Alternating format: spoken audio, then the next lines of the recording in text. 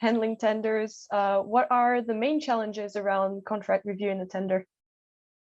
Yeah, I have indeed. My experience in relation to the process has shown three consistent factors. Firstly, there's always a time pressure.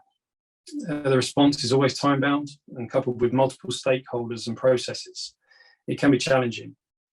Second, in relation to the time, is the expense of deploying your resources to the tender. You may not win after all. Thirdly, and linking the first 2 points, are the risks. Errors and omissions on the rate card, misunderstanding the brief, ownership of the process under time constraint, and then there's the risk of understanding the terms and conditions. Fundamentally, have the terms of the contract been understood and reviewed fully? Often the contract terms are left until the last minute.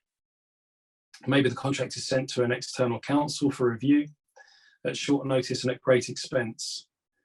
Or problems are uncovered late in the contracting process, which can derail the entire tender, even if the parties have agreed on the price and the scope. I see. Can you share a war story on what happens when things go wrong? Yeah, an interesting tender I was contracted to assist with, correct, if you will, was a smaller forwarder looking to contract with a major manufacturer. In short, the T&C involved a per incident penalty clause of £500,000.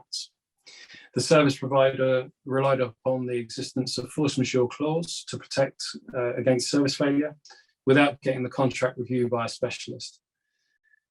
After signing, there was performance failure by a third party and the customer claimed the full £500,000. Only then did legal advice show that the service provider wasn't protected and that the full penalty clause was in fact viewed as payable. A costly but avoidable mistake. Yeah, that sounds like a mess, quite risky. We'll have to look at some of the solutions in a later video.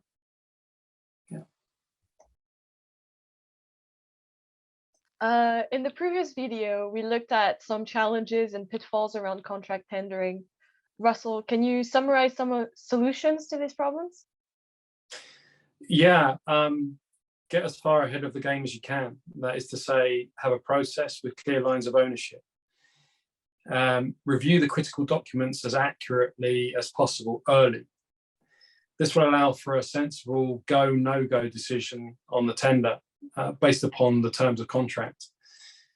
If the most senior decision makers can view a summary of the terms earlier, better decisions can be made. Most often time runs out too quickly in the process to make those proactive decisions.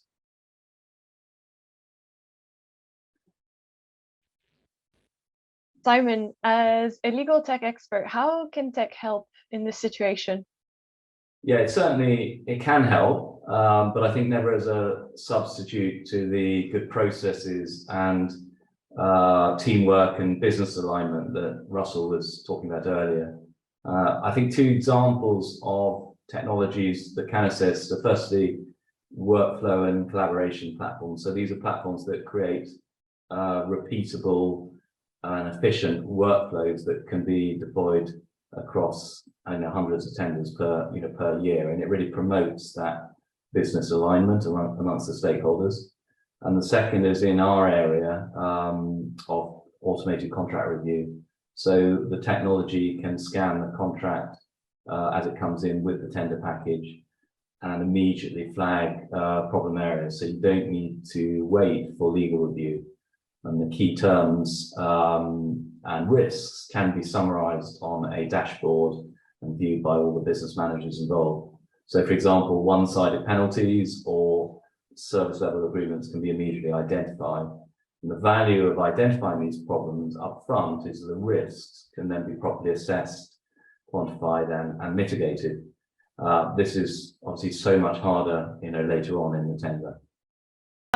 So it looks like the answer to these challenges is people with a common purpose, collaborating on adopting efficient processes and using technology smartly to enhance those processes.